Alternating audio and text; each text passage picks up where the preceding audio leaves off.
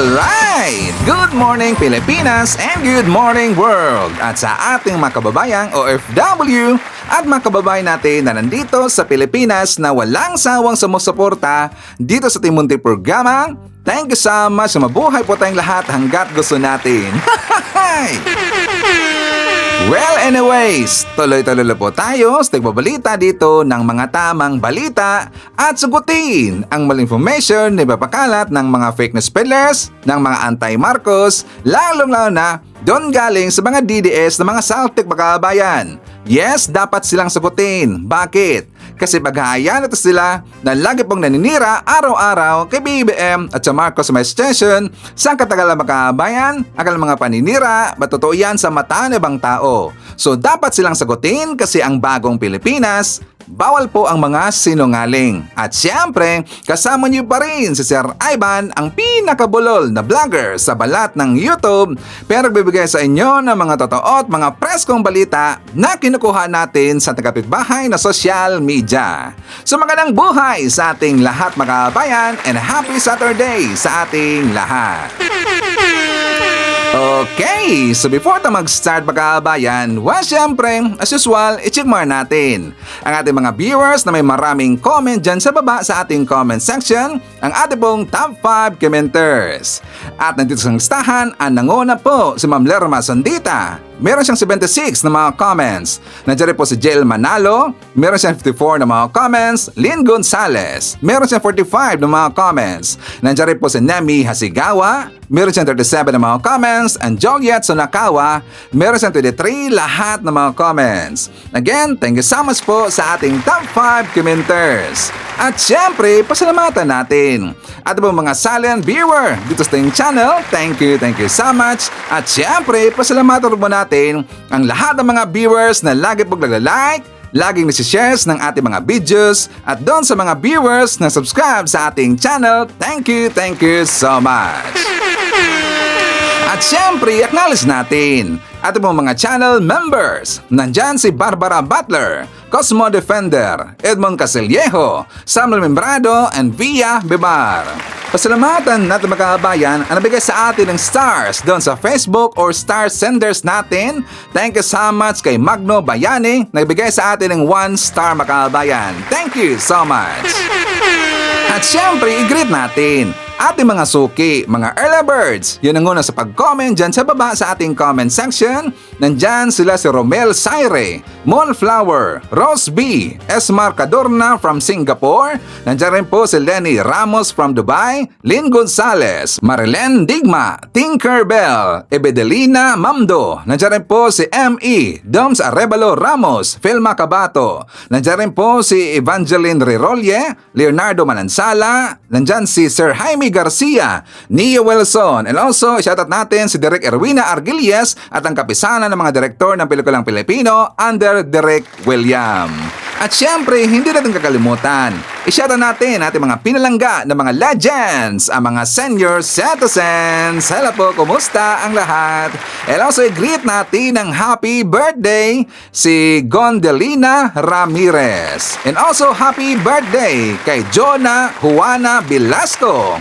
At syempre, i-greet natin ng happy birthday ang mga viewers na nag-celebrate ng birthday ngayong araw. Happy birthday! Okay, so kumusta ang lahat mga kabayan? How are you today? Well, kahapon, nakagulo doon sa Davao mga kabayan. Pati po doon sa Mindiola. And also, doon po some parts of the other country mga kabayan outside of our country kasi nga sila po ay nagrally. Ito po ay pag-celebrate nila sa birthday ni Digong mga kabayan. So, DDS, ginrate ko na ho kahapon itong si Digong, di ba?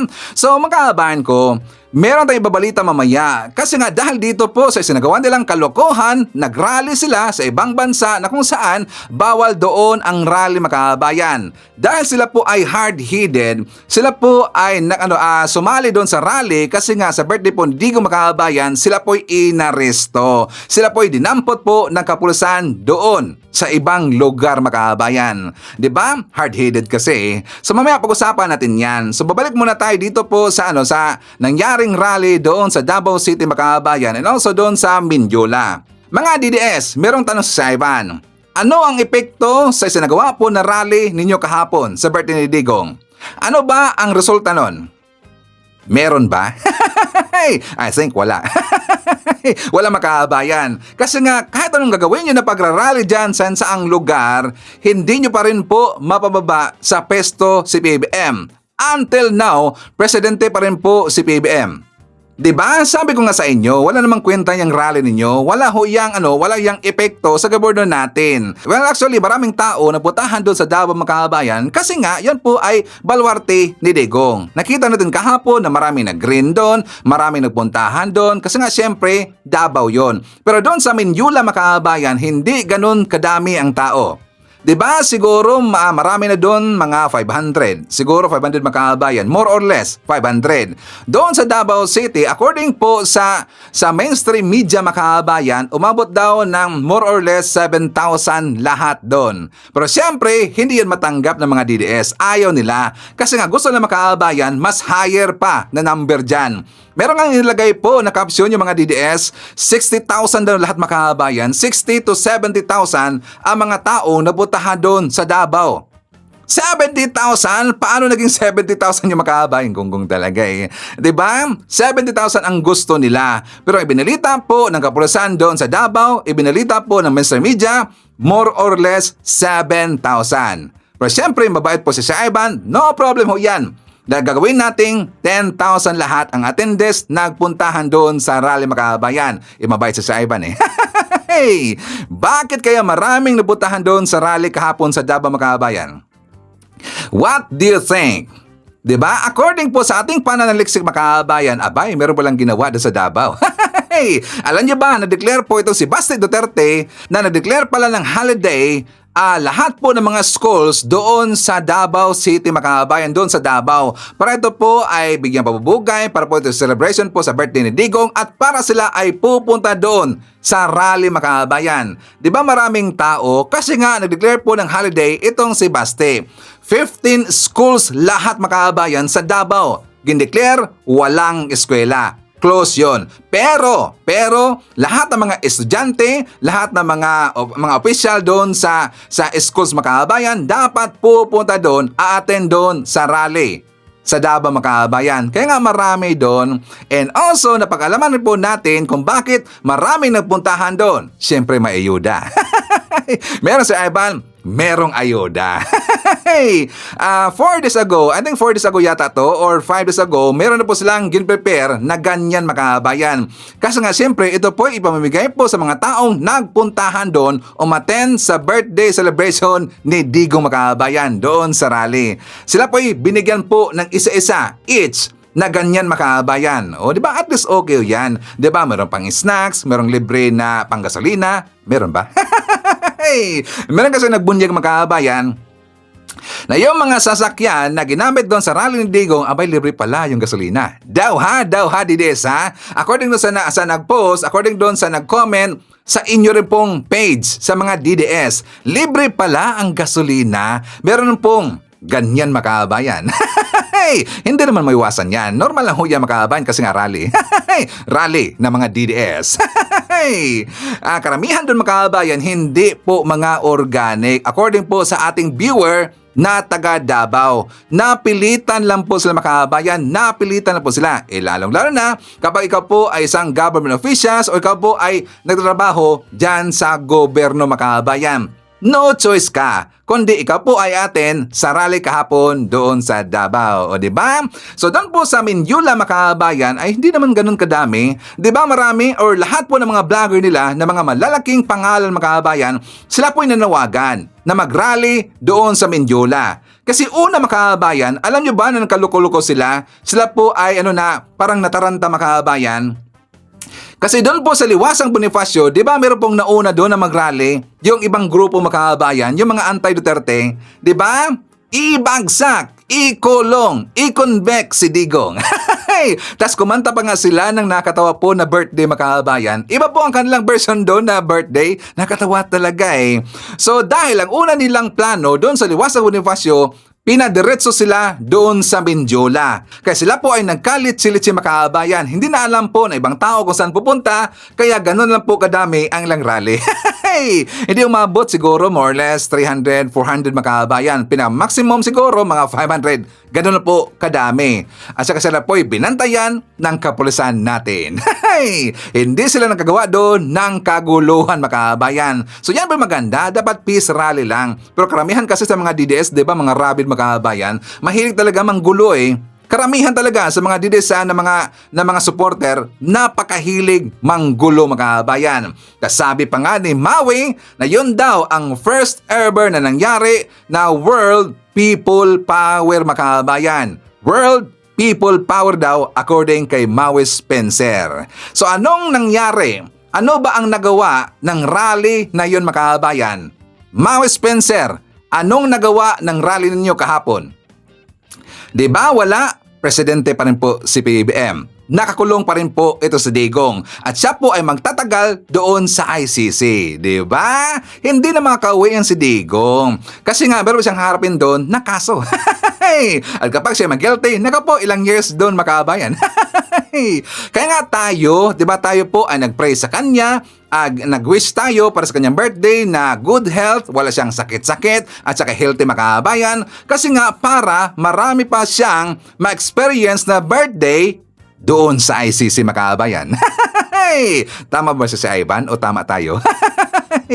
Makabayan ko, babalikan ho natin po yung rally na ibig kong sabihin na sila po ay pinaghuhuli ng kapulisan doon somewhere sa Middle East makabayan. But for that, pag-usapan mo natin yung nangyari na lindol kahapon doon sa Myanmar makabayan. Di ba napakalakas talaga ng ng lindol makabayan? That is 7.7 magnitude. Napakalakas ho yan. Kaya nga, di ba, meron pong building na talaga pong nasira makabayan. Ganun talaga eh. Naging pulbos eh. Kasi nga, malakas po yung lindol doon. Di ba sa Pilipinas, if I'm not mistaken, yung pinakamalakas na lindol na experience natin, that is, ang latest, yung 2014 makabayan, yung lindol sa Bohol. Di ba? Yung lindol sa Bohol makabayan, nandun po yung sa Saiban, Cebu City. Sa Cebu po ako nun makabayan, ang lakas talaga eh. 7.2 magnitude. 7.2 magnitude, napakalakas na yung makabayan. Isipin nyo po, naglaba si Sir Ivan nun. Naglaba ako ng makabayan gamit po yung washing machine. Alam nyo yung washing machine, ang layo pong naubutan makabayan, talagang sumayaw eh. Yung pag ganun-ganun na yung lupa doon sa Cebu, ang washing machine na ginamit ko, malayo na po na napuntahan makabayan. So tumakbo na po si Sir Ivan. Palabas sa apartment namin. So yun nga, 7.2 ang lakas nun. How much more 7.7 magnitude na lindol makabayan. So ito po ang nangyari. For more details, let's watch this. Liyanig ng magnitude 7.7 na lindol ang Central Myanmar. Naramdaman naman ang pagyanig sa China at Thailand. Gumuhong mga gusali. Allahu Akbar. Gumuhong mga bahay at establishmento. At nagkalat ng mga yero, kahoy at mga alikabok na paligid. Ito ang naranasan sa Central Myanmar o 17 kilometers sa city ng Mandalay matapos yanigin ng magnitude 7.7 na lindol. Batay sa United States Geological Survey, tumama ang lindol sa hilagang kanluran ng City of Sagaing sa Myanmar. Sinundan pa ito ng magnitude 6.4 na lindol, ilang minuto lang ang nakalipas. Naramdaman din ang pagyanig sa Thailand at ilang bahagi ng China na nagresulta ng pagguho ng ilang gusali at pansamantalang pagsuspinde ng kanilang metro at light rail services. Libo-libo rin ang naitanang casualties pagamat wala pang eksaktong bilang. Sa ngayon, idineklara na ni Bangkok Prime Minister Paetongtarn Shinawatra ang state of emergency sa buong lungsod kasunod ng pagyanig. Samantala, inabusuhan naman ng Philippine Embassy sa Yangon ang mga Pilipino sa Myanmar na manatiling kalmado at mag-monitor ng update mula sa mga mapapagkatiwalaang mapagkukunan ng impormasyon matapos tumama ang magnitude 7.7 na lindol doon. So yun nga mga kabayan, talagang nakakalungkot no? So sama-sama tayong ipag-pray yung mga casualties ng mga kabayan. Patro po, ipag-pray natin po yung mga kababayan natin o yung mga tao doon sa Myanmar and also doon sa Thailand mga kabayan, yung kanilang kaligtasan. Saka doon po sa mga naapektuhan na mga tao sa pag-pray natin mga kababayan. 'Di ba mga kababayan, dapat hindi ho natin kakalimutan na mag-pray araw-araw kasi hindi natin alam yung mangyayari. Okay? So anyways, for the mga kababayan, di ba na-declare po yung mga DDS na no remittance week kasi nga ito po yung pagprotesta nila dito sa pagkakulong ni Digong Makabayan. Di ba? Na-declare sila ng no remittance week. Pero alam mo natin, tapos na po silang nagpadala Makabayan the other day pa. Itong nangyaring 1 week nila na pagprotesta, hindi sila pumadala, hindi pa rin ho yan epekto sa ekonomiya natin Makabayan or sa bansa natin. No effect ho yan. Kung maalala niyo, meron pong post si Ivan doon sa ating Facebook account Makabayan, di ba ko nanawagan doon sa ating makababayan po ng mga OFW, mga friends natin, mga viewers natin sa ibang bansa na tayo'y magpadala sa March 28 or kahapon Makabayan. Di ba? Nanawagan po si Ivan. At saka kapag tayo napadala na, ilagay natin po or pipicturean natin po ang ating mga resibo, pero siyempre tanggalin natin po or scratch natin yung pangalan natin, mga credentials na mga sensitibo, at saka yung mga iba pa na mga informations do Makabayan na hindi dapat makita po. Di ba sabi ko, takpan nyo lang po. Ngayon, maraming nag-forward sa atin po ng mga resibo Makabayan na sila po ay nagpadala na. O di ba no effect? Marami talaga ang lalaki pa ng mga ipinadala ng Makabayan. Ang lalaki talaga ng mga ipinadala nila. May nakita ako, 100,000 Makabayan. 100,000, merong 80, 75. Pinakamababa doon na ipinadala nila is 20,000 yata yon or 17,000 yata yon. Basta lahat po ng mga sumuporta sa ating gobyerno na mga OFW, nagpadala sila kahapon Makabayan. And until now, alam nyo ba, kahapon rin po Makabayan, no effect ang kanilang zero remittance week kasi nga nagkagulo kahapon. Nagpadala yung mga kababayan natin po ng mga Pilipino doon sa Saudi Makabayan. Ang daming tao talaga. Tas dito po sa captions nilagay po ni Jason Mojica, sabi niya, ang daming Pilipinos nagunahan sa pila para mag-remit sa kanilang mga pamilya sa Pilipinas. Epic fail ang no remittance. Taob sa ating OFW Remittance Week 2025. O, di ba ang daming tao Makabayan? And I'm sure, alam ko po kung saan yan. Yan po ay doon sa Bata Makabayan, dyan po sa Indias. Alam natin doon sa loob po ng Bang Bilyago, 'di ba sa Bilyago Building Makabayan? Sa loob po nandiyan po yung Indias. So talagang maraming tao diyan Makabayan. Maraming tao, lalo na ang karamihan diyan mga Pilipino, o 'di ba? Yan po kahapon Makabayan. Nagunahan po makababayan natin po mga OFW na nagpadala sila kasi nga alam niyo mga DDS gunggong talaga no. Bakit naman kayo susuporta doon sa pinawagan po ng mga DDS na mga kalyado ninyo na mga merong utak-uk-uk na hindi kayo magpapadala? Dahil daw ito'y protesta, pagsuporta po dito dahil nga kayo nga ay galit kasi daw inaresto ito si Digong na kulong ngayon doon sa ICC. Pati po daw ito sa pag-celebrate ninyo na birthday ni Digong.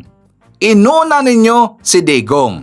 Inuna ninyo yung rally kay Digong na hindi kayo magbabadala ng inyong remittance sa Pilipinas. Ginotom ninyo ang inyong pamilya. Unang-una mga DDS na mga OFW, mag-isip-isip kayo. Ano ba ang purpose ninyo na kayo ay nag-OFW? Diba?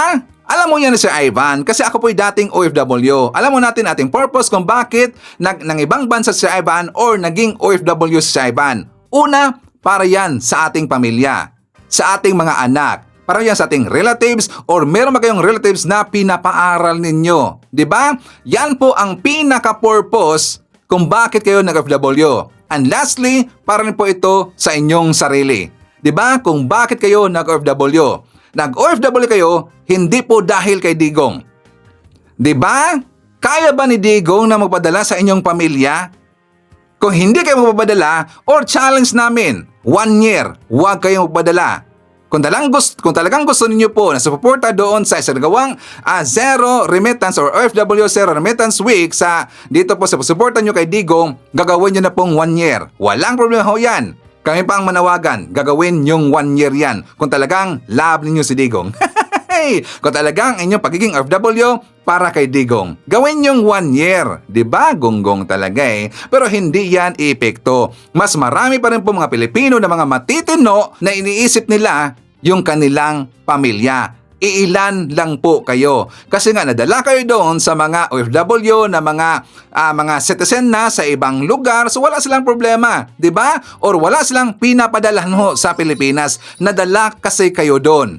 Kayo ang alaot. Kayo ang problema kasi kayo ay nagpadala, tanga at saka naging bulag. O di ba? So, anyways mga kababayan ko, dito na tayo sa ibig kong sabihin na meron pong inaresto, dinampot po sa kapulisan doon sa Doha, Qatar mga kababayan. So before po nag-blast si Ivan, this is 2 hours ago mga kababayan. This is 2 hours ago. Ito ang tumambad sa atin na balita. Sumabog na balita mga kababayan. Meron kasi nag-rally doon sa Doha, Qatar mga kababayan. So before that, babasahin mo natin. Ito'y post galing po sa Philippine Embassy in Qatar. The Embassy of the Republic of the Philippines in Doha is aware that several Filipino nationals have been arrested and detained early today, 28 of March 2025. Kahapon mga kababayan, kahapon ho ito. For suspected unauthorized political demonstrations in Qatar. The embassy is in touch with local authorities for the provision of necessary consular assistance to said nationals. The embassy reiterates its previous advisory dated 13 March of 2025 for all Filipino nationals in the country to respect local laws and customs relating to mass demonstrations and expressions of political grievances. So nagpaalala na pala yung ating embassy sa Qatar mga kababayan sa mga Pilipino doon na bawal kayong sumama sa mga rally or gagawa ng rally mga kababayan. So ngayon, ano ang nangyayari? O, di ba? Kayo tuloy ang napahamak dahil nagpadala kayo, nagpauto kayo sa mga tao doon sa ibang lugar o sa Pilipinas. Huwag kang maniwala kay Maharlika. Huwag kang maniwala doon kay Roque, sino mang mga officials na mga kasama po ni Digong, sa mga Duterte. Huwag kayong maniwala. Kayo ay mapapahamak. Lalong-lalo na dyan po sa area po ng Middle East mga kababayan, sa Muslim country. Bawal na bawal talaga ang mag-rally mga kababayan. Bawal na bawal talaga yan. Pero ngayon, napaka-hard-headed ninyo. Nag-rally pa rin kayo. Ngayon, sino ang tutulong sa inyo? 'Di ba? Huwag niyong sabihin tutulungan kayo ng mga Duterte. Huwag niyong sabihin na tutulungan kayo doon sa mga organizer na mga rallista. 'Di ba? Ang tutulong sa inyo, ang makakasagip sa inyo, gobyerno pa rin ho natin. Pero tingnan nyo, kinontra ninyo ang gobyerno natin. Kinontra ninyo ang gobyerno natin. Anong panawagan ninyo? Hindi kayo mapadala for 1 week para masira ang ekonomiya ng Pilipinas. Diba gunggong talaga sino tutulong sa inyo ngayon? Diba gobyerno pa rin? So dapat tumino kayo. Sumunod kayo sa batas dyan sa inyong lugar. Kasi hindi lahat ng lugar, hindi lahat ng country sa ibang bansa na pwede or papayagan na mag-rally. Ang rally, walang problema ho yan. Yan po ay right ninyo na mapahayag po sa ating gobyerno. Pero kapag dyan kayo sa lugar na bawal yung rally, sumunod kayo. Yan o ngayon, di ba? Inaresto, nakulong. Di ba? Kawawa talaga Ganyan kasi yung mga utak o makabayan, dapat talaga kurtin So mga DDS, sa mga nakulong dyan sa Doha, Qatar kasi nag-rally, manawagan kayo kay Duterte. Manawagan kayo kay Sara. Baka siguro isipin ng makabayan, ang pagkakala kasi nila ng mga DDS dyan sa Doha, Qatar na kayang-kaya to ng mga Duterte. Kasi nga Duterte sila Baka kapag makaharap po ni Sara yung mga opisyal dyan sa Doha, Qatar na nag-aresto sa kanilang makabayan, matatakot yan kasi nga Duterte. Matatakot ba? Ibang lugar ho yan. So, anyways makabayan ko, forward tayo. Pag-usapan natin, ito pong si Larry Gadon. Si Larry Gadon sumabog kahapon makabayan. Bakit sa Ivan? Kasi meron pong kumalat na fake news. As think nakita niyo po ito na meron naman pong in-splice na video kay Larry Gadon makabayan. At saka para maintindihan natin, ito ang kailang ipinakalat. Siguro mga 2 days, 3 days na ito makabayan. Ito po ang kailang pinakalat. For more details, let's watch this. Dito ko talaga masasabi na si Presidente Bongbong Marcos ay sobrang adik. Oh, 'di ba? Yun ay splice video makabayan. Sabi daw ni Larry Gadon, ni Secretary Larry Gadon na dito niya nakikita ito daw si PBM ay sobrang adik na makabayan. Hanggang doon na lang, sobrang adik. Pero ito po ang full video makabayan. Na si Presidente Bongbong Marcos ay sobrang adik. adik sa pagmamahal sa bayan, adik sa pagtulong sa ating mga kababayan, at adik sa kanyang adhikain na mapabuti ang kinabukasan ng ating bansa. Adik na adik sa pagtatrabaho, adik na adik sa pagserbisyo. Maraming salamat. Which I agree, mga kabayan. Si PBBM adik ko yan sa pagtatrabaho. Diba? Adik ko si PBBM sa paghahanap po ng mga solusyon kung paano mapaunlad pa ang bansang Pilipinas. Napaka-hardworking, napaka-hard worker ni PBBM. Kaya siya po ay adik sa pamamahal sa atin, mga kabayan. Diba? So kasi nga, ginsplice nila, nakita ho yan ni Secretary Larry Gadon, mga kabayan, binanatan kahapon si Sara Duterte. For more details, let's watch this. Ay pag-usapan natin itong panawagan ni VP Inday Sara na dapat daw ay mag-resign si Presidente Bongbong Marcos. Napakalayo naman nitong kanyang panawagan sapagkat ano naman ang dahilan para ipag-resign si Presidente Bongbong Marcos ngayon na napakaganda ng pamamalakad ng kanyang pamahalaan, napakaganda ng ekonomiya, palapit na tayo doon sa unique status, yung upper middle income class status, at napakaganda ng kalagayan ng lahat ng ahensya ng ating pamahalaan.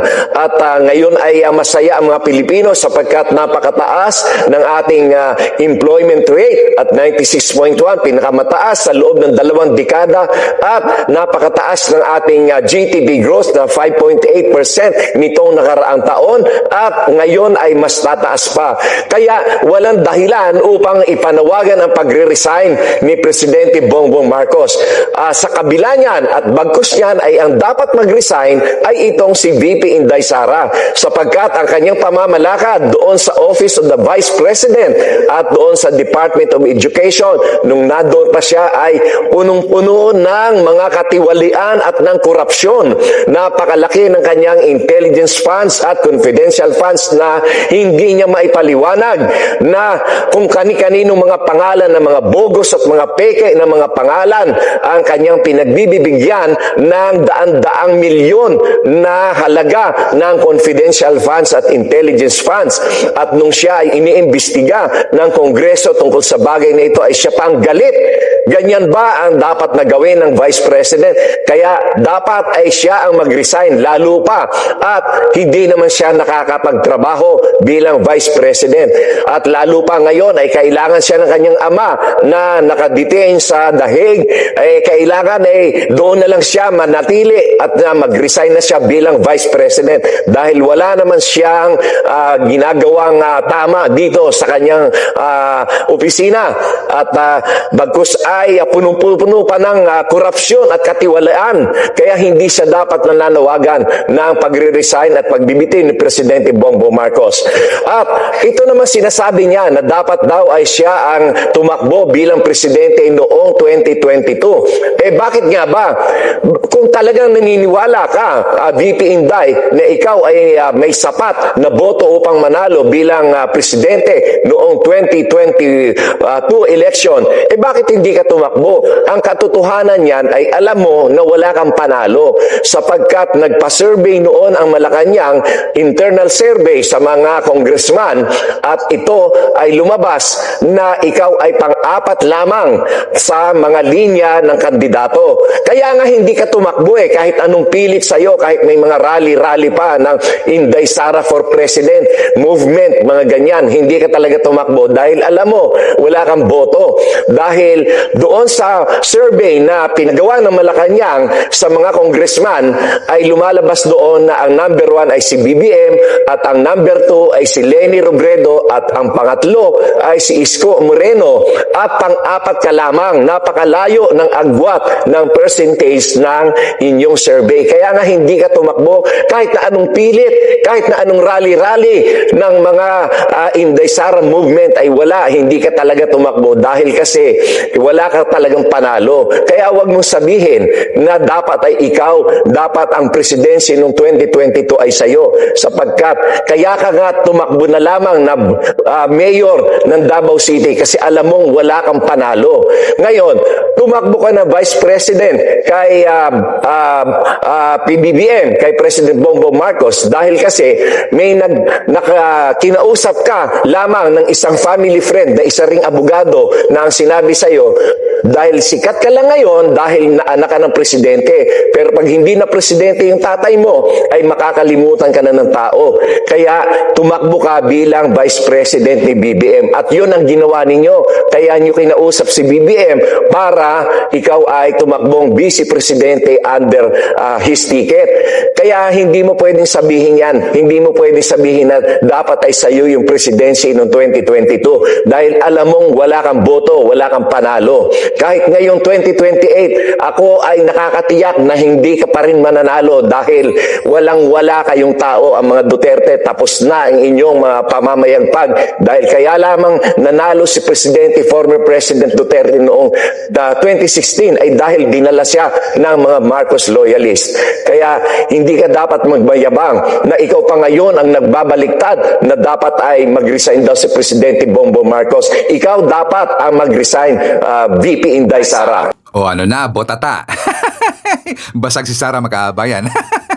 Ito naman kasi mga DDS, mahilig kasi mapapakalat ng mga fake news, makaabayan. Diba? Napakahilig magpakalat talaga ng mga fake news. Kasi dyan kasi sila kinontrata, makaabayan. Diyan kasi sila kinontrata na magpakalat ng fake news. Kahit alam nila na yan po ay fake news, no problem ho yan as long as makakapera sila, makaabayan. Diba yan kasi ang kanilang mentalidad sa mga DDS fake news, makaabayan. Kahit nakita na ho nila na meron sila mga kasamahan na nakulong na, nakasuhan dahil sa pagpakalat ng mga fake news, hindi pa rin nila yan iniisip, makaabayan. Kasi ang kanilang iniisip kung paano makakapera. Walang problema sa kanila na sila makulong or makasuhan as long as makakapera sila sa pamamagitan po ng pagpapakalat ng fake news. O, di ba? Basag ang mga DDS.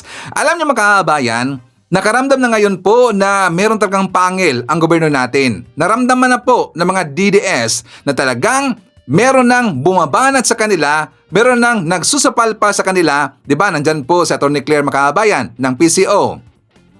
Lagi silang nasusupalpal. Kasi yung mga fake news, yung mga issue po na gin-brought up ng mga DDS, yan kasi po ang ipinagtatanong during po sa mga press briefing doon kay Yusek Claire, makaabayan. Diba? Yan po yung pinagtatanong po ng mga reporter sa kanya. So kapag magtanong sila tungkol kay Digong, tungkol kay Sara, mga fake news, supalpal sila kagad, makaabayan.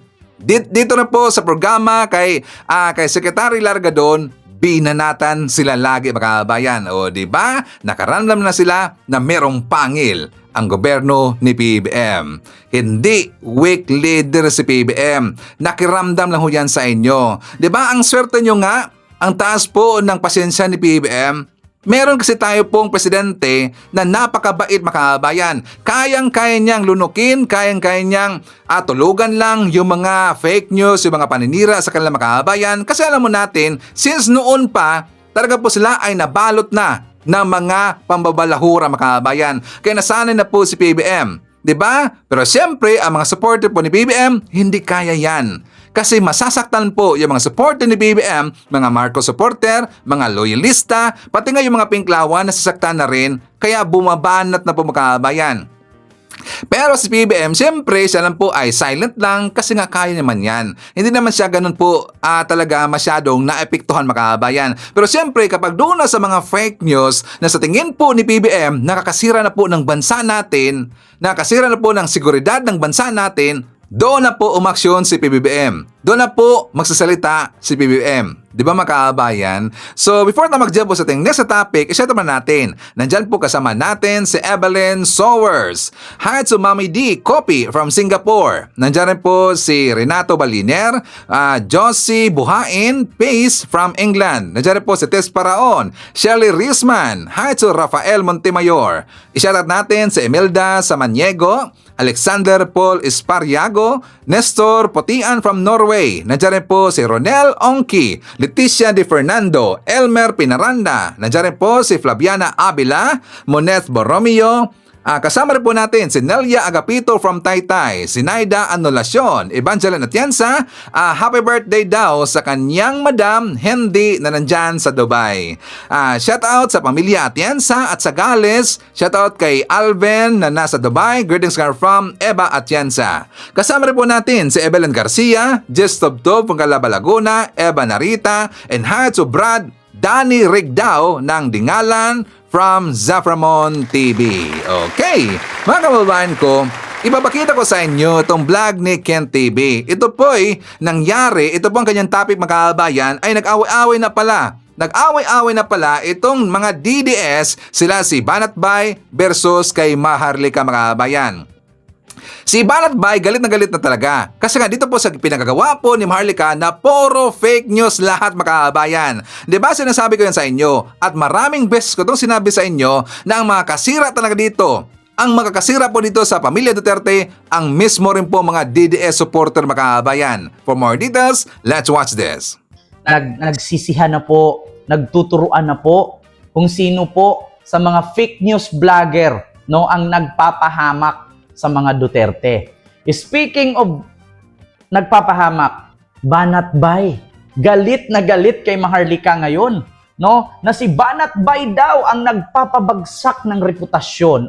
Si Maharlika daw ang nagpapabagsak ng reputasyon sa mga Duterte. So meron akong ipapakinig sa inyo. Ito po, galit na galit si Banatbay. So pakinggan ninyo ito. Sabi ni Banatbay, eto na. It's because alam nyo, pero hindi nyo pinanindigan dahil takot kayo sa views, bumagsak. Bumagsak daw Iba views. si Banatbay. Wala akong pakialam. Maging 10 ang makinig sa akin, basta naninindigan para sa bayan. Kung ikaw Maharlika sa tingin mo, nasa tama ka, sundan mo ang kumpas ng Pangulong Duterte. Hindi ka sumusunod.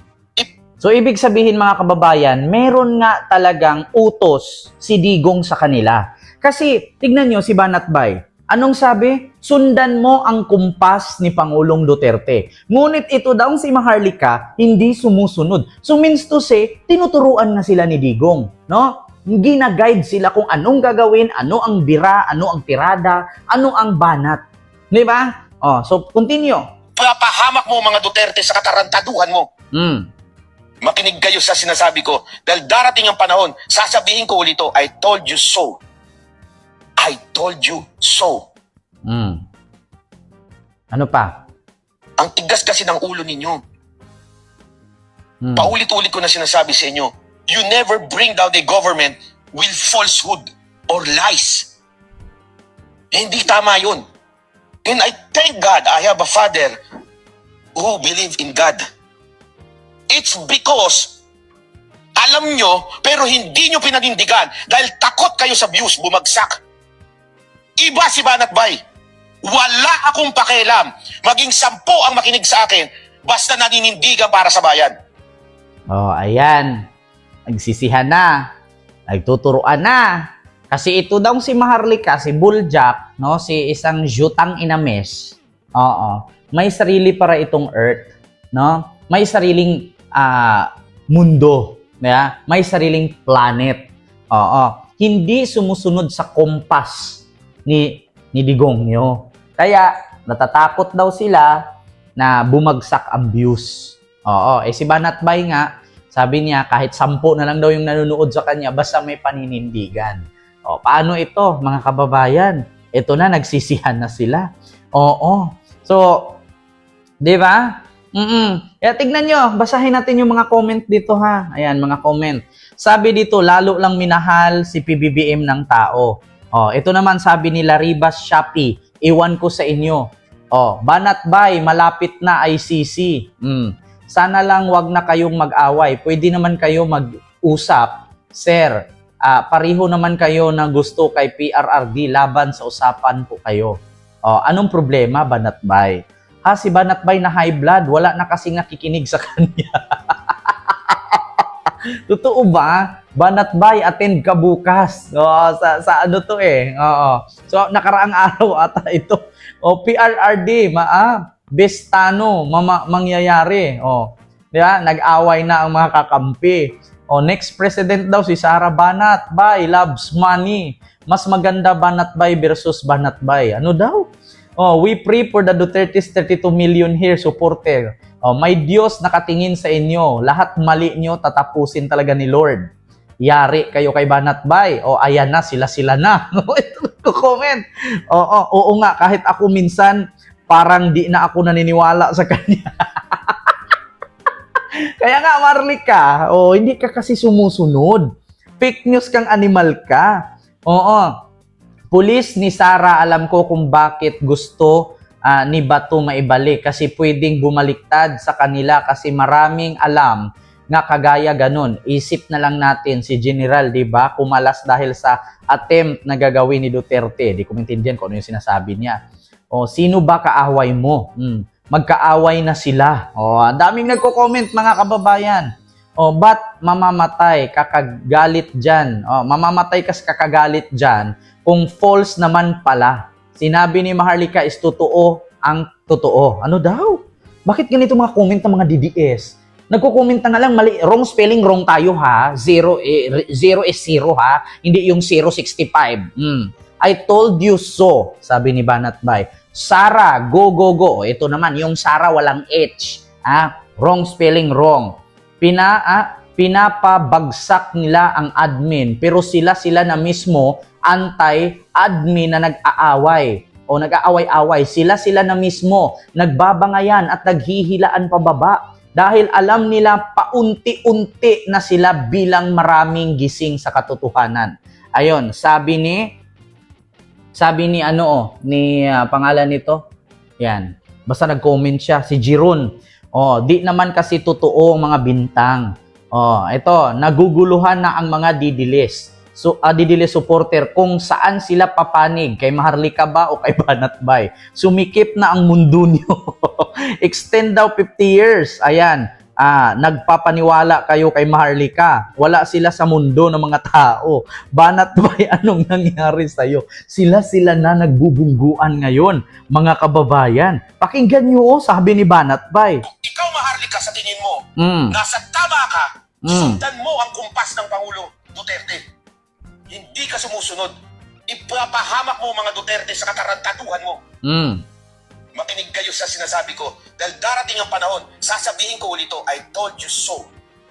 Alam nyo mga kababayan, yung pinag-awayan nila dito ay patungkol sa pinakalat ni Maharlika na uuwi na daw po si Digong sa kanyang birthday sa March 28. Mga kababayan, 27 na po ngayon. Madaling araw po ngayon. Time check is 1:00 o 1:59. 27 na po.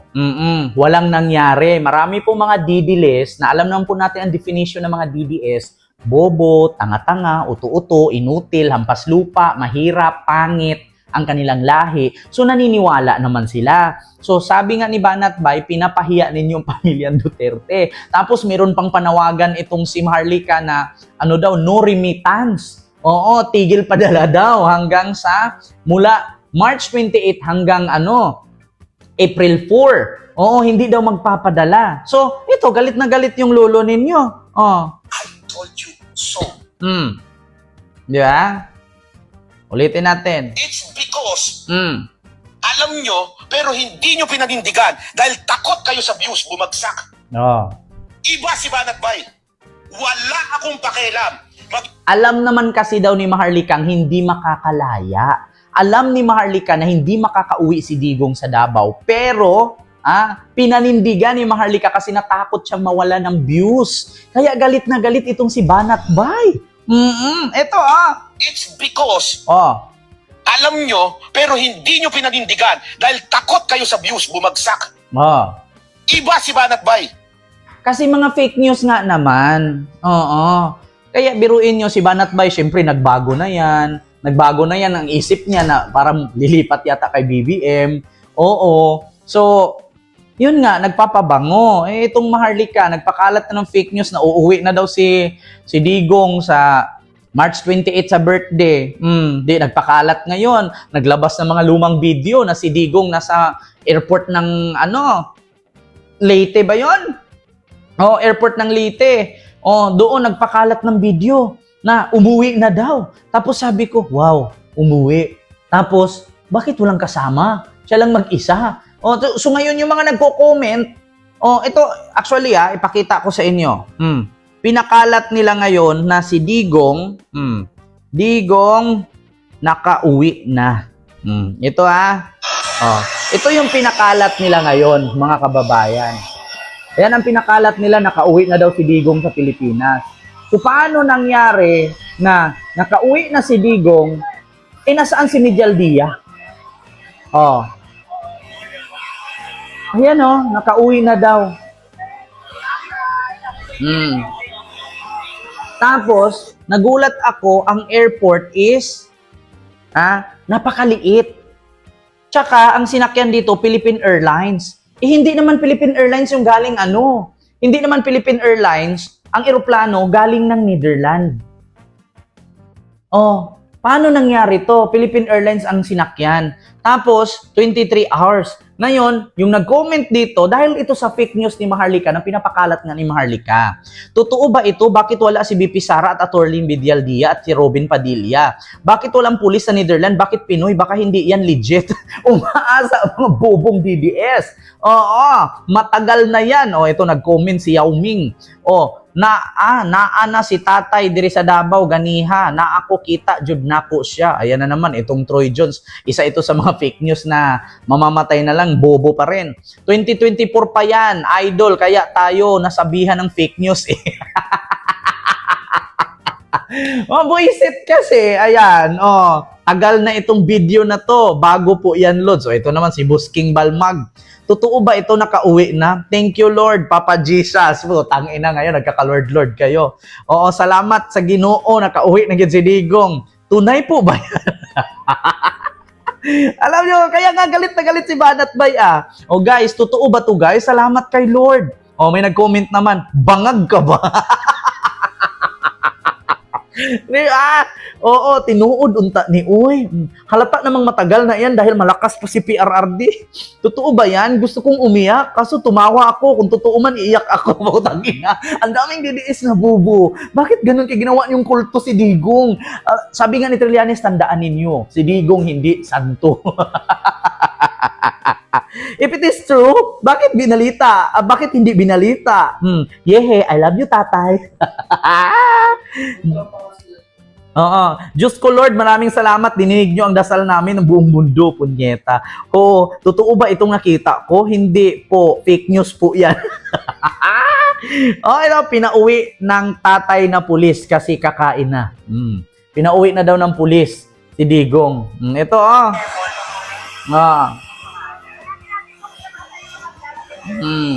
Tapos makikita mo yung airport, parang Leyte ata to o Iloilo. Ang liit ng airport. Hindi ako naniwalang Davao to.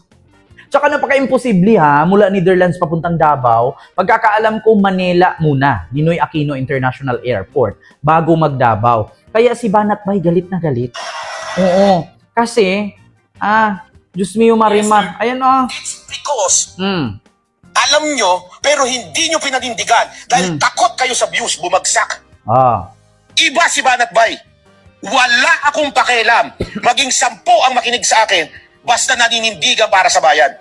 Kung ikaw, Maharlika, sa tingin mo, nasa tama ka, sundan mo ang kumpas ng Pangulong Duterte. Hindi ka sumusunod. Ipapahamak mo mga Duterte sa katarantaduhan mo. Diba? Ayan. Fake news kasi kayo. Kayo na nagbabanggaan. Kayo na nag-aaway.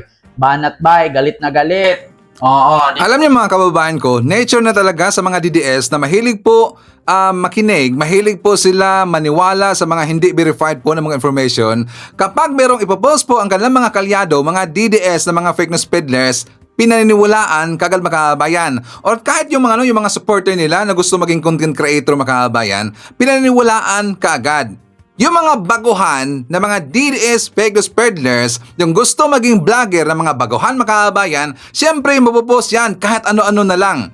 Kahit ano na lang po yung mga ipang-hype nila, mga ibang fake news nila, kasi para po sila mapansin makabayan. Kaya yan po ang nangyari sa grupo ng mga DDS. Ditingnan nyo, nagsisihan na ngayon, di ba, si Banat Bay versus kay Maharlika makabayan. Si Maharlika naman, walang pakialam. Kahit ano lang po yung kanyang pinagdadalda sa kanyang mga vlogs, kahit puro na fake news. Alam natin ang mga pinagre-report ni Maharlika sa kanyang vlog mga kababayan, puro yan mga fake news. Bakit? Meron kasing malaking tao sa kanyang likod mga kababayan. 'Di ba? Alam naman natin, siya ba si Vic? 'Di ba? Siya ba si Vic yung tinanggal sa Malacanang mga kababayan? 'Di ba Maharlika? Tauhan ka ni Vic. So speaking of Maharlika mga kababayan, pag-uusapan natin ang kanyang apprentice. Si Sir Ivan, ang kanyang apprentice yung pong si Kati Binag. Kasi pinaghanap niya itong si Kakiraki makabayan. Kilala ba natin si Kakiraki? Yung nakasama ko doon sa Malacanang makabayan. Yung walang buhok, yung si gwapo yun makabayan, si Kakiraki. 'Di ba? Yung loyalista makabayan. Kasi sabi dito sa post po ni Kati Binag, kilala po ninyo si Kakiraki na vlogger daw po. Pinaghahanap ni Kati Binag. Kasi una, doon siya bumanat makabayan sa post ni Kakiraki, ito po'y paalala. Si Kakiraki makabayan, nagpaalala siya sa mga OFW, mga kababayan natin po na nauto ng mga DDS na sila po'y mag-participate doon sa Zero OFW Zero Remittance Week nila or hindi sila magpapadala makabayan. So nagpaalala. Ito pong si Kakiraki, ngayon, ito pong si Kati Binag, nag-reply siya, nirepost niya yung post ni Kakiraki, tas meron siyang banat sa taas makabayan. So ipapakita ko sa inyo ang post ni Kakiraki. Sabi niya, sabi ni Kakiraki, reality check number 9, no remittance week was illegal. Which is, yan po'y totoo makabayan. Mamaya papakita natin po yung dokumento. According to Executive Order number 857, all OFWs were required to remit regularly, provide proof of remittances. Failure to do so was to result in the following penalties for OFWs and recruitment agencies. Una, suspension of employment. Pangalawa, eligibility to apply for re-employment makabayan. Pangatlo, repatriation. Pang-apat, cancellation of license. So aside from the starvation, fear, and uncertainty that no remittance week will inflict on the families of OFWs, it would have also activated the legal sanctions listed in. So yun po makabayan. So sa taas, nirepost yan ni Kati Binag, nilagyan niya.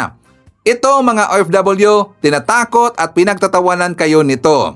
Report na ninyo ng harassment and false information guys ang mga account niya at page. Sama na ninyo ang mga nagpipilit ibahin ang batas sa kanyang comment section da makabayan. 'Di ba? So ang ibig sabihin, ipinabalabas dito ni Kati Binag na nasinungaling itong si Kakiraki makabayan. Kaya nga pinaghahanap niya. Hinahanap niya itong si Kakiraki, 'di ba? Doon po sa kanyang unang post na kilala po ninyo si Kakiraki na vlogger daw po. Babalik ta rin natin makabayan. Kilala niyo ba si Kati Binag? Si Sir Ivan, siya po yung kabit ng isang politiko doon sa Davao. 'Di ba kabit si Kati Binag?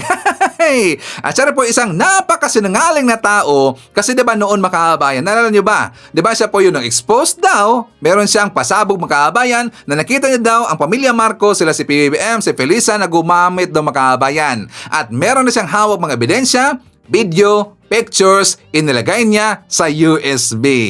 'Di ba? Meron siyang banta noon na ilalabas niya daw yung USB makabayan na puno ng mga ebidensya. Nasaan na yung USB na kanyang sinasabi makabayan? Bakit hanggang ngayon hindi pa rin po nailabas ang USB? That is already year ago makabayan if I'm not mistaken. Diba? That is year ago na ho yun. Matagal na ho yun Kati Binag. Nasaan na? Nasaan na yung sinasabi po na USB? Nalunok mo ba?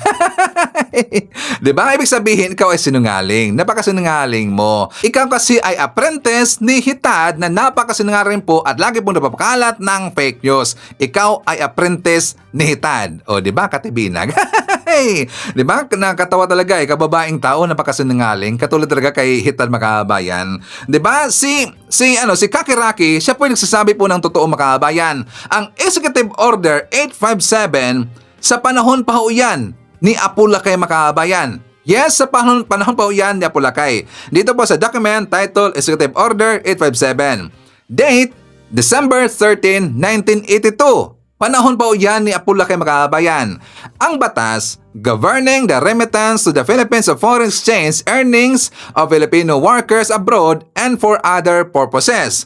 Executive Order Number 857 mandates Filipino workers abroad to regularly remit a portion of their earnings to their beneficiaries in the Philippines, with consequences for non-compliance, and requires employers to provide facilities for remittances and monitor earnings. Batas ho yan, DDS. Meron talaga pong consequences ang inyong ginagawa na OFW zero remittances. Yung sinabi po ni Juan Ponce Enrile, yun po ay paalala sa inyo. Gin-educate nyo. Totoo ang sinasabi po ni Juan Ponce Enrile kasi yan po ay batas, gawa ho yan sa panahon pa po ni Apulakay. O diba gusto nyo na masuspensyon ang inyong employment? Gusto nyo na makancel ang inyong lisensya? Gusto nyo na ma-repatriate makabayan? Diba? Isip-isip, huwag kang sumakay kaagad doon sa ginagawa po ng mga DDS nila ni Maharlika, nila ni Roque, kung sino mga kasamahan doon na naunguna na nanawagan na zero remittance week. 'Di ba? Pwede silang makulong, magunggong 'yun eh, 'di ba? So anyways, shoutout po natin. Nandiyan po shoutout natin ang Zuazo family from Lapu-Lapu City, Cebu. Greetings from Bob Zuazo. Nandiyan rin po si Jill Manalo. Shoutout daw sa kanyang misis na si Aida Manalo. Hi to Diuselan David, Ninita Flora, Juliet Sunakawa, Lani May Bensing. I-shoutout natin si Rogelio Daguhoy. Hi to Boyet Daguhoy na nandyan sa Gutierrez Compound, Bagumbayan, Taguig City. Hi to Tony De Los Reyes, Sports Shinobi from South Korea. Nandyan rin po si Nono Vlogs, Oasis of the North. Orlando Esperanza. Kasama rin po natin si Maria Midasiplon. Shoutout daw sa mga member ng The Church of Jesus Christ of Latter-day Saints or Mormon. Hi to Ashin. Ay, shoutout natin si Axel Roses or simply Tokes Vlog, and hi to Adeloisa Taha from Riyadh. Okay, mga kababayan ko, ipakita ko sa inyo ang vlog ni Mike Abe. For more details, let's watch this. Meron na pong paalaala itong mga congressman at mga prosecutor kay Vice President Sara Duterte. Isa dito na paalaala ni Congressman Jinky Luistro. Okay? Napaghandaan ang kaso. Okay? Dahil kasi kung mapapansin natin, nasa Europe at mahaba-haba na ang kanyang oras doon. Pero itong trial na papalapit para sa kanyang kinakaharap na problema sa article of impeachment ay dapat daw hinaharap ng pangalawang Pangulo. Advantage of this due process na ibinibigay sa kanya in the impeachment process, no? So I think it is really for them to take advantage of this opportunity upang pag-aralan at ilatag ang kanilang ebidensya about the allegations of misuse of confidential funds. Ayan, no? So malinaw ang paalaala ng prosecutor na si Jinky Luistro ng lalawigan ng Batangas. Paghandaan, harapin. Kasi napapansin nga po ng marami na masyadong mahaba na yung kanyang oras dun sa Netherlands. Kahit na kanyang ama yung kanyang tinutulungan doon, pero siya po ay Vice President. Sabi nga ni Congressman Defensor, isa sa mga prosecutors, na hindi na nagagawa ni Sara ang kanyang trabaho bilang pangalawang Pangulo. Siya ay elected Vice President. Marami ring trabaho kung tutuusin, maraming dapat gawin ng Vice President kung tatrabaho. Pero bakit nga daw siya ay masyadong matagal sa Europe? Na parang pinababayaan niya ang kanyang tungkulin dito. Paalaala lang naman yan. Okay? At doon naman ho sa issue ng impeachment, ang sinasabi ngayon, itong mga prosecutor, ay paghandaan niya. Huwag niyang ibaliwala ito. Ang sinasabi nga ni Congressman Luistro, yung isa sa mga article of impeachment na graft in corruption, may kaugnayan sa intelligence fund. Okay, napakabigat na kaso nun. Dahil hindi nga malinaw kung saan napunta ang pera. Kaya dapat daw paghandaan. Okay, napapansin po natin na talagang parang, although sabi ni Sara, nakahanda na ang kanyang abogado, pero hindi lang dapat yung mga abogado. Dapat nandito siya sa Pilipinas. Kaya nga lang po, inuubos na ngayon ang kanyang panahon doon sa kanyang ama sa Europe. Tingnan natin, baka naman ito ay dahil magbe-birthday lang, o birthday nga po, after ng birthday, baka uuwi na. Kasi hindi naman talaga siya pwedeng manatili doon ng matagal. Siya po ay government official. Sa ayaw at sa gusto ng kung sino mang kanyang followers, siya ay government official. Siya ay mayroong pananagutan sa mamamayang Pilipino. At siya ay dapat nagtatrabaho para sa mamamayang Pilipino, hindi nagtatrabaho para lang sa kanyang pamilya. Yan po yung paalaala. Okay? Dahil kahit sinong government official, elected, appointed, career, mayroong obligasyon sa bayan kasi pinapasweldo ka ng bayan. Nanumpa kayo sa ating saligang batas na susundin nyo ang lahat ng alituntunin ng ating saligang batas. Kasama dyan ang full-time na trabaho sa ating pamahalaan. Ngayon, kung nasa abroad o kung saan nagpupunta, malayo yan sa sinumpaan. Kaya ho, paalaala lang. Okay? So, ang prosecutors kasi nakahanda na bitin na nga ang mga prosecutor tungkol dyan sa impeachment ni Sara Duterte at trial na dapat gawin ng Senado. Pero next Congress na ho talaga pag-uusapan yan. Tingnan natin. Okay? Yung bang pananatili ni Sara sa Europe, sa Netherlands, ay legal pa ba o hindi na? Okay? Di bali po yung ibang mga membro ng pamilya na hindi naman taga-gobyerno, okay lang. Na sila ay nag-abroad. Pero speaking of abroad, nabalitaan ba nyo? 15 o 16 na bansa ang pupuntahan daw ni Pulong Duterte, yung anak ni Digong Duterte na si Pulong, congressman ng 1st District. Isa pa yun. Na-extend yung, nadagdagan yung kanyang travel authority. Dati Netherlands lang at Amerika yata ang kanyang pupuntahan. Ngayon ay 16 na mga bansa. Ano yun? Para sa inyo. Ibig sabihin si Pulong ay hindi makampanya sa kanyang 1st District sa Davao. Mananalo dyan si kaganyan, hindi siya makampanya. Parang walang kalaban si Nograles. Si Attorney Congresswoman Mix Nograles ang kanyang kalaban sa unang distrito ng Davao. At si Pulong kung di makakapampanya dahil nag-abroad, maapekto hindi ng kampanya ang kandidatura ng kanyang amang nakakulong ngayon dahil tumatakbong mayor. Kaya, kasi dun sa travel authority na ibinigay ng Kongreso, ganun pong karaming mga bansa. Sa Middle East, hindi yata kasama ang Middle East, sa buong Europe, parang iikuti niya Tapos Amerika, Cambodia, Korea pa yata, kung saan-saan mga bansa, hindi ko alam kung ano meron. Siya ba'y mga kampanya sa OFW? Hindi naman siya party list congressman. Hindi naman siya senator candidate. Yan ho yung kailangan umikot dahil OFW ang kakaharapin. Pero wala naman Hindi naman siya national candidate. Kaya tuloy yung iba nagdududa. Alam naman natin, mabigat din po ang mga kaso ni Pulong dito sa Pilipinas. Merong smuggling case na nakapile dyan sa DOJ. Di ba? Na ipinile ni Senator Trillanes. Yung mga kasong criminal din na ipinal sa kanya. So kaya tuloy yung iba nagdududa, ito ba'y naghahanap ng mga bansa na pwedeng pag-applyan ng political asylum? Kaya bakit napakaraming bansang pupuntahan? O ito ba'y mamamasyal lang? O ano ba talaga ang layunin? Ang tanong dito, sana yan ay sariling pera ang gamitin kasi kung people's money, dahil mayroong travel authority, mukhang hindi tama. Siguro naman hindi papayagan ng Kongreso na gumamit ng pera ng bayan yung kanyang pagbiyahe sa 16 o 15 mga bansa.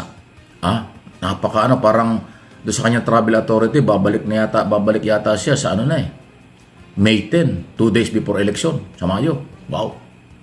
Kung gagawin ni Pulong Duterte, palagi ko gagawin niya kasi hindi naman niya yung travel authority na ganun karaming bansa pupuntahan kung hindi naman kailangan. So, yan po. Mukhang mahilig silang mag-travel ngayon. Ano kaya meron? Kaya nagdududa yung iba na baka nagtatago na ng kayamanan, baka naghahanap na ng bansang pwedeng mag-apply ng political asylum kasi may mga kaso sila At hindi biro ang kailang mga kaso. Mabibigat ang kaso tungkol sa illegal drugs, ito si Pulong at iba pa. Hindi naman po nawawala yung mga ebidensya at kasong nakapile ngayon before Department of Justice, National Prosecutor Service. Sana naman hindi yun ang plano. Binabalita ko lang sa inyo na may mga nag-iisip ng mga Pilipino ng ganyan. Dahil nga sa nakakapagtaka bakit napakaraming bansa na kanyang pupuntahan. Yan ay personal travel niya, okay yan. Kung sarili niyang pera, bahala siya. Okay? Ngayon, kung mayroong involved na pera ng gobyerno, ayun lang, hindi tama.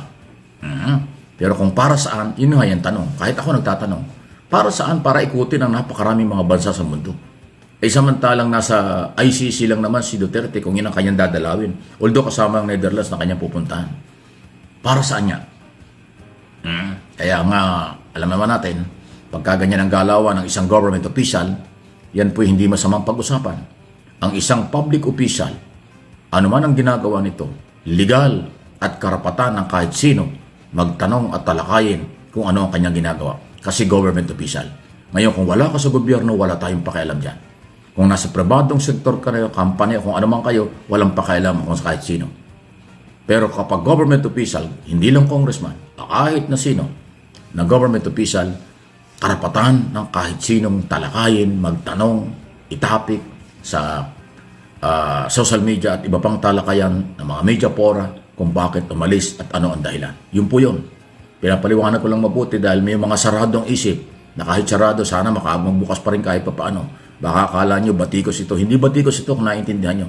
Pagbabalita lang, pagbibigay ng analysis at opinion, at pagtatanong, bakit nila ginagawa yun? Okay, so hindi rin po natin kakalimutan makabayan, siyempre ang ating mga good news para malaman po ng mga DDS na mga anti-Marcos na lagi pong nababa sa ating Pangulong si PBBM, lagi pong naninira sa ating Pangulo na si PBBM na wala dang trabaho makabayan. At para malaman nila ang mga lakad ni PBBM, ang mga meetings ni PBBM, at saka kung ano ang mga proyekto ni PBBM.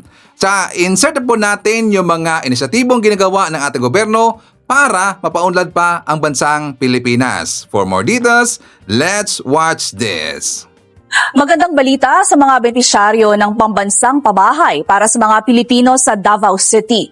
Mula sa 72 housing projects sa Peoplesville sa Davao City, 4 na 5-story building dito ang handa ng i-turn over sa mga susunod na buwan mula sa pabahay program ng Department of Human Settlements and Urban Development o DSUD sa pakikipagtulungan ng Social Housing Finance Corporation.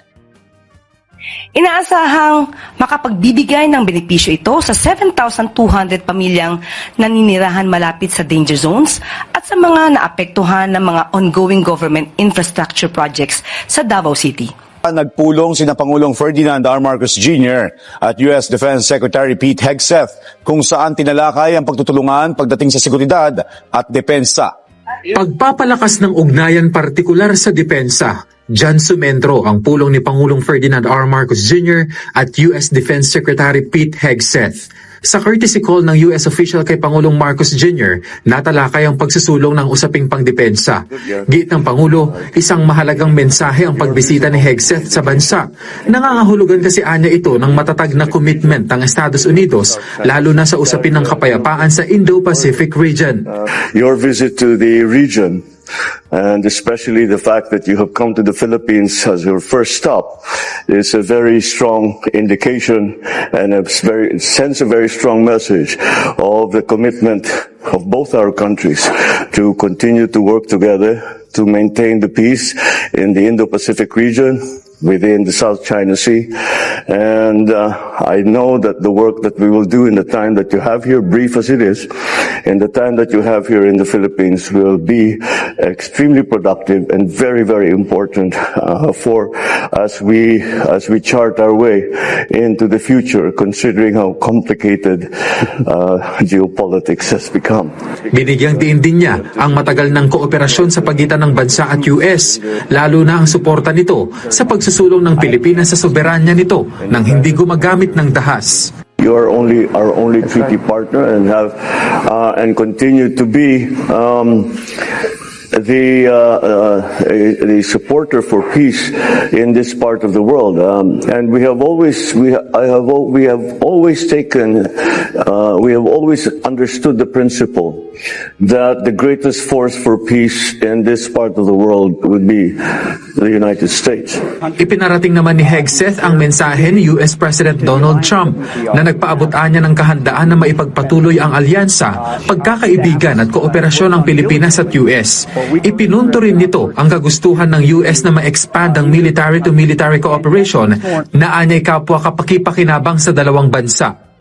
And he and I both want to express the ironclad commitment we have to the Mutual Defense Treaty and to the partnership, economically, militarily, which our staffs have worked on diligently for weeks and weeks and months. There is a very real reason why our first trip and our first visit is here to visit you in your great country. Pinuri rin ni Hegseth ang pagtindig ng bansa para isulong ang soberanya nito sa West Philippine Sea, kasabay ang pagbibigay diin sa kahalagahan ng pagtutulungan para tuldukan ang anumang gulo. Ipinunto rin niya ang kahalagahan ng deterrence o mga estratehiya para makaiwas sa kaguluhan sa South China Sea. Deterrence is necessary around the world but specifically in this region, in your country, considering the threats from the Communist Chinese, and that friends need to stand shoulder to shoulder to deter conflict, to ensure that there's free navigation, whether you call it the South China Sea or the West Philippine Sea. We recognize that your country has stand very firm in that location and in defense of your nations. Dumating kagabi si Hegseth na sinalubong ni U.S. Ambassador to the Philippines Mary Kay Carlson. Bahagi ito ng kauna-unahang official visit ni Hegseth sa Asia Pacific bilang Defense Chief. Kasunod ng kanyang courtesy call sa Malacanang, bumisita rin sa Camp Aguinaldo si U.S. Defense Secretary Pete Hegseth. Kabilang sa mga tinalakay doon ang pagpapaigting ng Philippine Military Modernization. Pasado alas 11 ng umaga nang dumating siya sa Camp Aguinaldo at sinalubong ni Philippine Army General Romeo Brawner Jr. Sa isang welcome arrival, sinimaan siya ni Defense Secretary Gibo Chodoro para sa guest book signing. Pilipinas ang isa sa mga unang bansang binisita ng U.S. officials sa Asia. Ayon kay Philippine Defense Secretary Gibo Chodoro, pagpapalakas ng bilateral at multilateral partnership ang isa sa mga natalakay sa pagbisita ng U.S. Defense Secretary. Sa naging pahayag ni U.S. Defense Secretary Pete Hegseth, tutulong ang bansang Amerika para mas palakasin pa ang Philippine Military Modernization. Sinabi pa niya na hindi iiwan ng Amerika ang Pilipinas sa pagpapanatili at pagpapalakas ng ating soberanya. This morning I also had a chance to meet with President Marcos. And Secretary Teodoro and I just had as I described, very productive discussion about how to not just continue, but accelerate the progress in U.S.-Philippines alliance. Magpapatupad rin sila ng bilateral cyber campaign upang mapalakas ang cybersecurity na sinangayunan naman ni Secretary Chodoro. Nanindigan si Hegseth na simula pa lamang ito na nagpapatuloy na magandang ugnayan ng Pilipinas at Amerika. I can assure you, and I can assure all those watching, this is just the beginning of what will continue to be an incredibly fruitful alliance. We will achieve peace through strength. We do not seek war, we seek peace. But those who long for peace must prepare for war. And we stand united shoulder to shoulder. Naniniwala naman si Secretary Gibo Chodoro na mahalaga ang relasyon ng Pilipinas at Amerika dahil malaki ang ambag nito sa pagpapanatili ng maayos na seguridad sa bansa.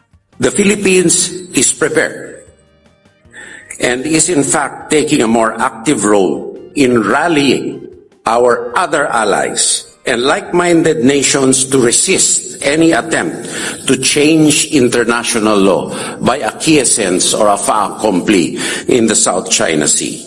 The number of status of visiting forces agreements that we are entering into is for the rules-based international order is proof of this. Naniniwala ang gobyerno ng Pilipinas na ang pakikipag-alyansa ng ating bansa sa iba pang mga bansa ay hindi pag-uugatan ng kahit anong gulo. Nanindigan naman si Chodoro na mananatili ang mga EDCA sites sa Pilipinas. They will remain as such and enhanced development will be taken thereon. On the medium-range capabilities, we will neither confirm nor deny any deployments. We will train as we see fit, and the Philippine Armed Forces will equip as it sees fit. Matapos sa Camp Aguinaldo, agad naman nagtungo si U.S. Defense Secretary Pete Hegseth sa American Cemetery sa Taguig. Mas matitiyak pa ang seguridad sa mga paliparan sa bansa dahil sa inilunsad na Advanced Passenger Information System ng Immigration Bureau. Ayon sa Malacanang, alinsunod ito sa direktiba ni Pangulong Ferdinand R. Marcos Jr. na pagpapaigting ng seguridad at pagsusulong ng digitalization, lalo't magbibigay daan ng sistema para masuri ang mga pasahero bago pa man dumating sa bansa. Sa ngayon, sinimulan na ng BI ang pilot testing sa pangunahing airlines. Nakipag-ugnayan din ng immigration sa Interpol para tiyaking konektado sa Global Security Watch Lists. Sa ngayon po, tama po na ang Cebu Pacific po ay nag-i-implement na po ito. At sa susunod po ay ang PAL naman na po ang mag-i-implement din po ito. Kapag ka po naging smooth na po ang lahat, once everything is smooth, lahat na po ng airlines ay imamandatory na po na magsagawa na rin po ng APs. Tinututukan ng pamahalaan ang pagtugon sa pagtaas ng cyber attack sa bansa.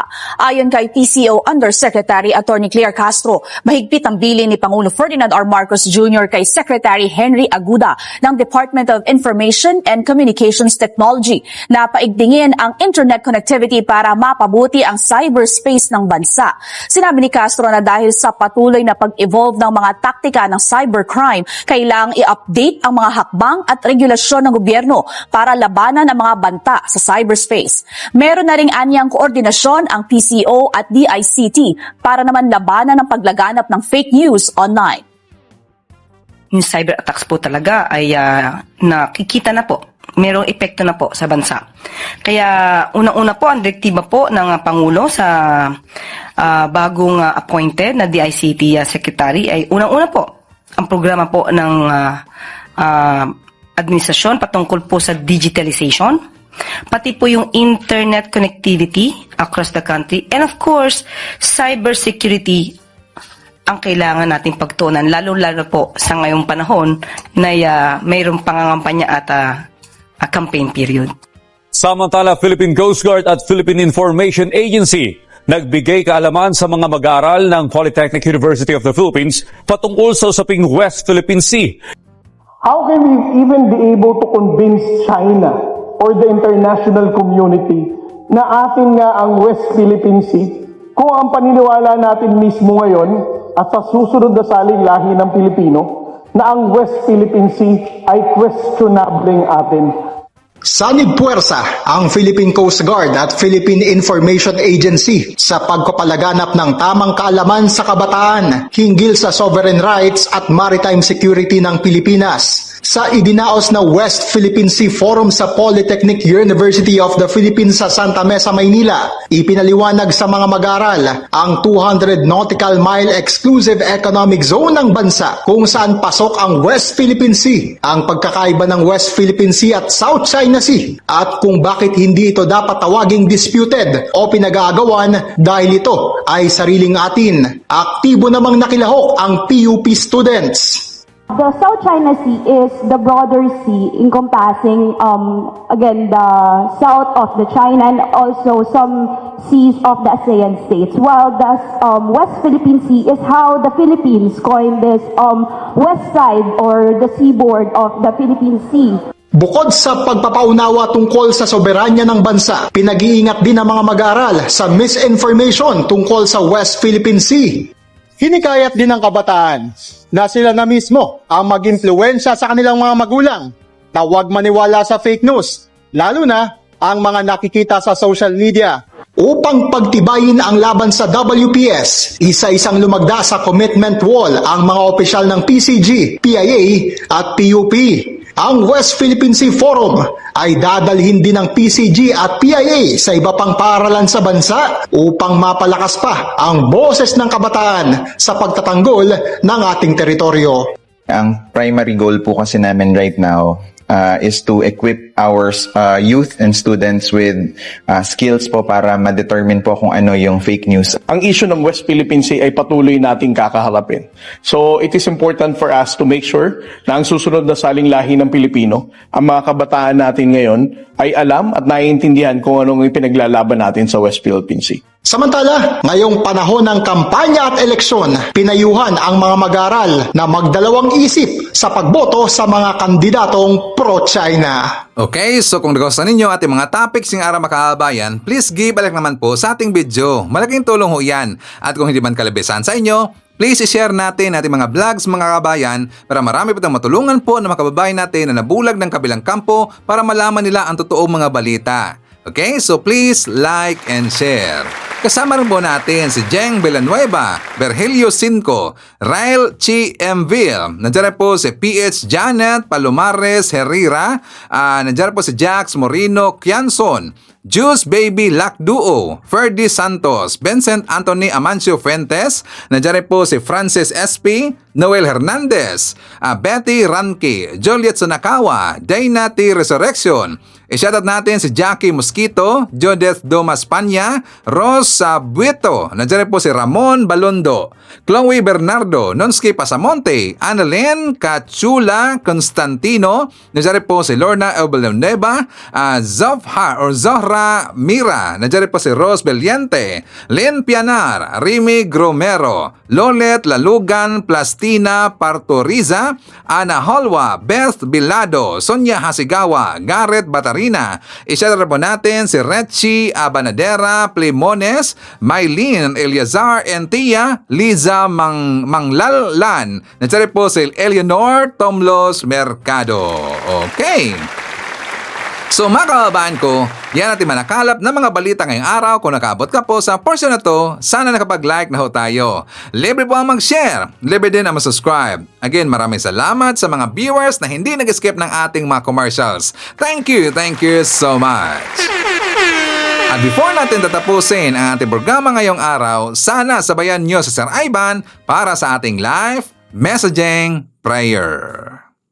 Mahal na Panginoon, sa bagong araw na ito, lumalapit kami sa iyo ng may pasasalamat sa aming mga puso.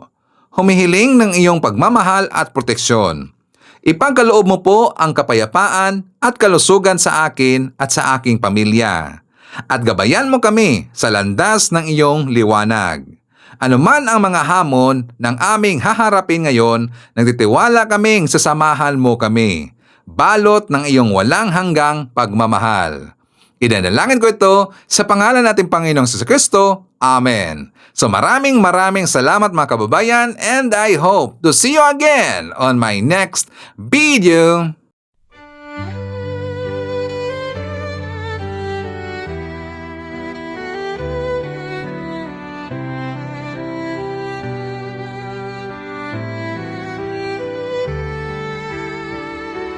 Bawat hakbang tinik ang iyong daan sa sariling bayan, ika'y hinusgahan, ika'y siniraan ng ganit sa kapangyarihan. Agilang nagnakaw ng pera ng taong bayan, pinapasan mong lahat ng dusa. Matatag ka, hindi gaya ng iba. Ngunit kahit sugatan, kahit lumuluha, iniisip mo pa din kapakanan ng iba. Bongbong, hindi ka kailanman iiwan. Loyalista hanggang dulo ay nandyan. Kasama mo kami sa lungkot mo at saya. Pagkat Pilipinas, ikaw ang pag-asa. Sa laot ng unos, ikaw ay nag-iisa. Iba'y nagbubunyi sa iyong pagdurusa. Ngunit lahat ngayon ay malinaw na. Katulong mo ang Diyos, nag-iba sila. Ipinaglaban mo ang lahing sinumpaan. Nagkalat peking balita sa mamayan. Binabaliktad nila ang katotohanan, pero hindi na naig ang kanilang kadiliman. Bongbong, hindi ka kailanman iiwan. Loyalistang hanggang dulo ay nandyan.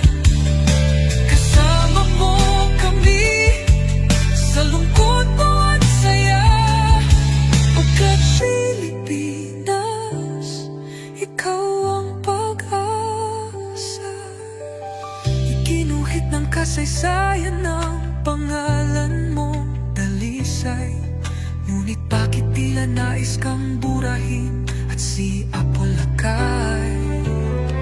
Sa iyong mga mata, may luha ng matinding pagdurusa, ngunit sa puso mo, bayan pa din ang inuuna. Bongbong, hindi ka kailanman iiwan. Loyalista hanggang dulo ay nandyan. Kasama mo kami sa lungkot mo at saya. Pagkat Pilipinas, ikaw ang pag-asa. Bawat hakbang, tinik ang iyong daan. Sa sariling bayan, ika'y hinusgahan. Ika'y siniraan ng ganit sa kapangyarihan. Hakilang nagnakaw ng pera ng taong bayan. Pinapasan mong lahat